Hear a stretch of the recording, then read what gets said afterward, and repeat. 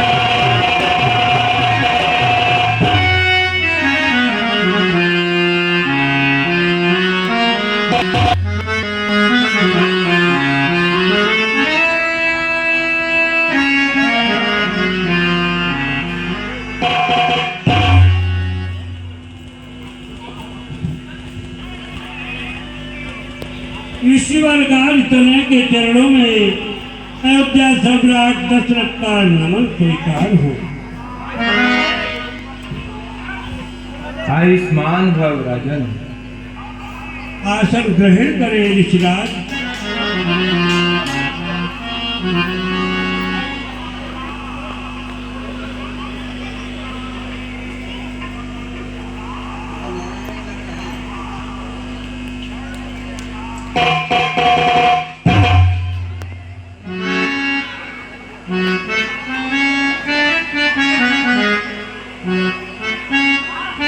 मेरे राजन, कहिए ईश्वर। आज हम आपके दरबार में एक बहुत ही बड़ी आशा लेकर आए हैं। ये दशरथ प्रजा का पालन करने में भली भांति सक्षम है और ईश्वर मैं आपकी सेवा से कभी पीछे नहीं हटूंगा। आया हूँ दरबार में, सुन कुछ मेरा, ऋषियों की रक्षा सदा करते और दशरथ, जैसा कि राजा का कर्तव्य होता है अपनी प्रजा की रक्षा करना, वैसे ही मेरी आपसे एक विनती है दशरथ। मैं यज्ञ जिस समय करता हूँ दुख मुझको निश्चर देते हैं, पूजा सामग्री हवन कुंड सब नष्ट भ्रष्ट कर देते हैं। और राजन, याज्ञ उनसे यदि उतरे तो यज्ञ कार्य सब खंडित है, फिर धनवा लेना लड़ूंगा मैं, प्रण ये भी मेरा निश्चित है।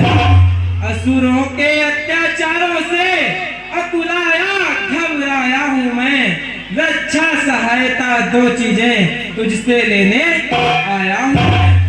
और राजन, तू अपने पुत्र राम लक्ष्मण, राजन तू अपने पुत्र राम लक्ष्मण दे सौंप मुझे कुछ दिवसों को। इसमें है तुझको पूर्ण श्रेष्ठ कल्याण हर्षण दोनों को। सुनते ही दशरथ हुए व्याकुल और मलिन, हाथ जोड़ ऋषिराज। हे मुनिराज, हे ऋषिवर,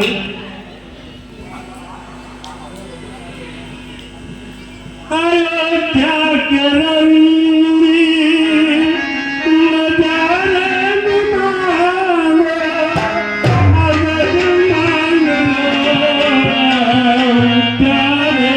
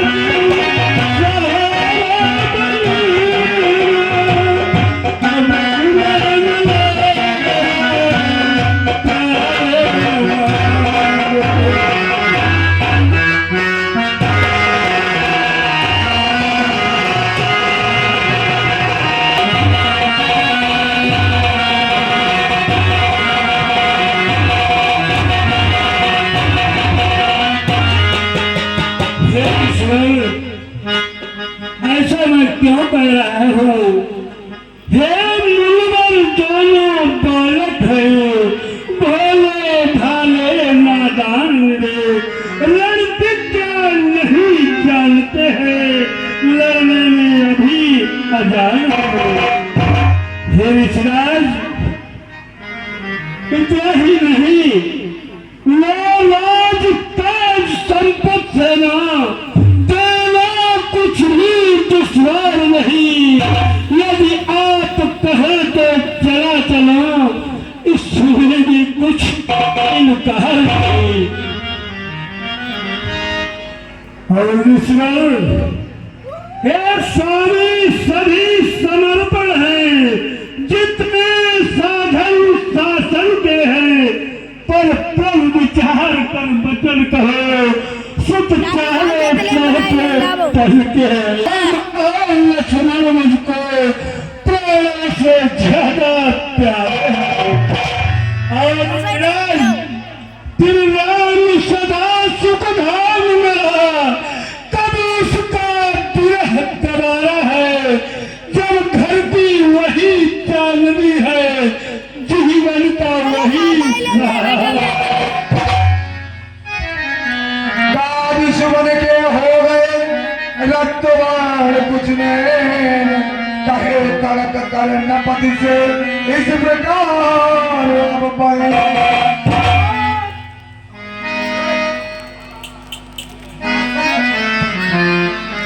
खामोश दशरथ, वैसे तो तू बहुत बड़ा ज्ञानी है। और दशरथ, चाल टूल अच्छी नहीं, इस अवसर नरनाथ या तो साफ जवाब दे या कर दे मेरे और दशरथ तुझ जैसे ज्ञानी को, दशरथ तुझ जैसे ज्ञानी को इतनी बच्चों की ममता है, जा चुकी जवानी दीवानी फिर भी माया में भ्रमता है। उपकार संत का करने में, हे राजन, उपकार संत का करने में इतनी विलंब, इतनी अड़चन, सेवा में उन्हें भेजने को इतनी बातें, इतनी उलझन। यदि आज विष्णु से कहता मैं चल देते छोड़ गरुड़ वाहन, शंकर से यदि विनती करता फिर जाता उनका भी आशा। मांगी जो तुझसे यह इच्छा, इसलिए मुझे संताप हुआ, दुख हुआ तुझे भी मुझको भी, इस पूर्ण कार में पाप हुआ। देखा जनी वशिष्ठ ने ऋषि को है संताप, नभ को समझाने लगे राजन छोड़ प्रलाप। अरे अयोध्यानाथ, आप ऋषिवर विश्वामित्र से इस प्रकार की कोई बात ना करें, क्योंकि ऋषिवर ये योगी राज कहाते हैं, तो इनसे कुछ संकोच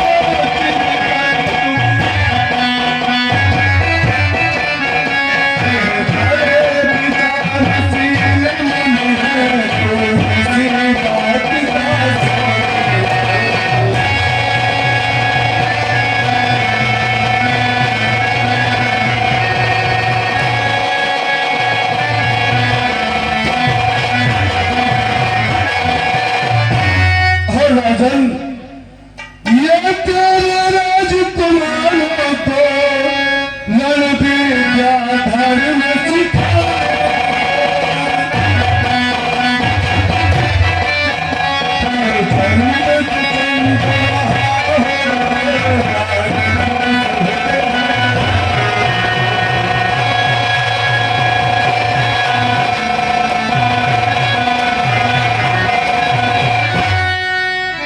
इसलिए राजन, आप अपने दोनों राजकुमारों को ऋषिवर विश्वामित्र को साहस सेवा में भेजने की कृपा करें।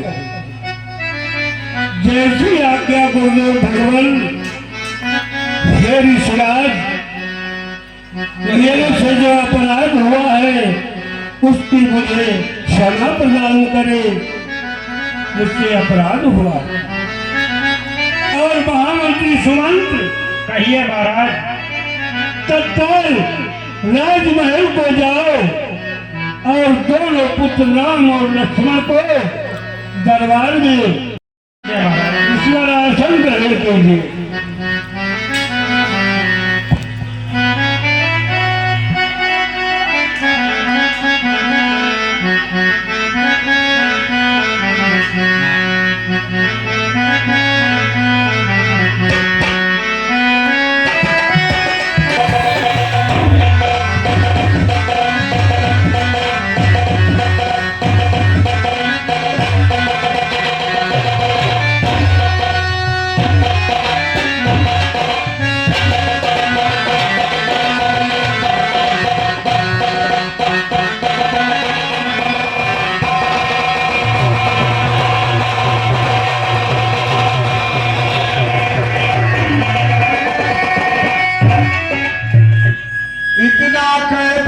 सभाही में तत्काल बुलाए राम लखन, चरणों में गादी तनय जी के साथ।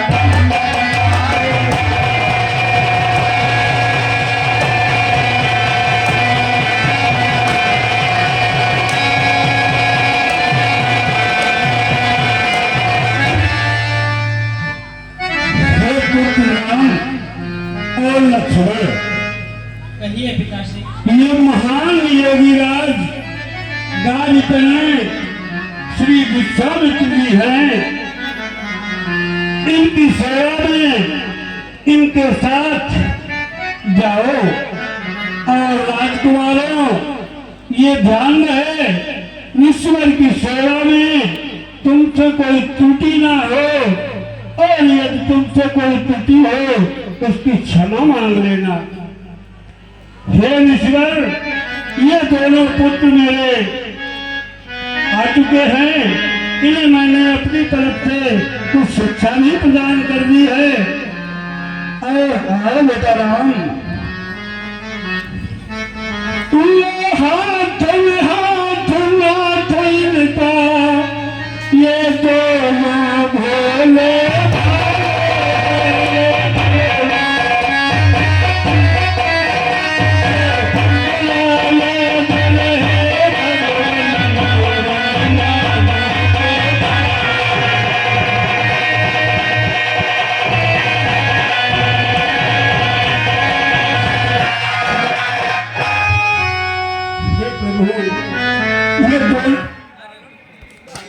हे ऋषिराज, ये दोनों बालक हैं, इनसे कोई त्रुटि हो जाए उसके लिए अयोध्या सम्राट आपसे क्षमा चाहता है। बालक है, जाओ पुत्र, जाओ ईश्वर की सेवा में जाओ, और जो मैंने तुम्हें शिक्षा दी उसका भरपूर ध्यान रखना।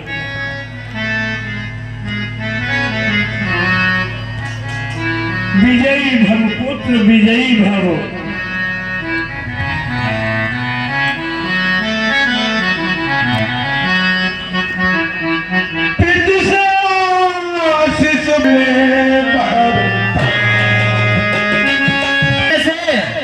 पहला रास्ता, जिसकी दूरी लगभग 18 कोस है, जो काफी दूर है, थोड़ा सुगम मार्ग है। और बेटा राम, दूसरा मार्ग जिसकी दूरी 12 कोस है, वो मार्ग थोड़ा कठिन है। और उसके पश्चात तीसरा मार्ग जिसकी दूरी सिर्फ 6 कोस है, वह मार्ग अति भयंकर है। और उसी मार्ग पर एक भयंकर राक्षसनी ताड़का रहती है, जिसका पता ही नहीं चलता है कि वो किस दिशा से आकर के आक्रमण कर दे।